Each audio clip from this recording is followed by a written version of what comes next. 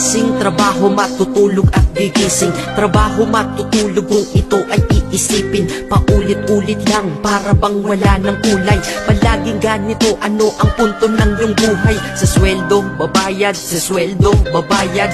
Kakasweldo lang pero ubos ang pera kagad. Ito ba talaga ang binigay na kapalaran? Hindi ka mabubuhay kung hindi mo babayaran. Mahirap pala to, sana maaga kong nalaman. Para kang malayang preso pag di ka anak mayaman. Dahil aking napuna kapag bumiyahe sa umaga. Mga tao sa paligid ko hindi rin maligaya. Tayo ay mga alipin sa moderno na lipunan. Magandang kinabukasan kailangang pag-ipunan. Pero pagkatapos nun, ano ba ang kasunod?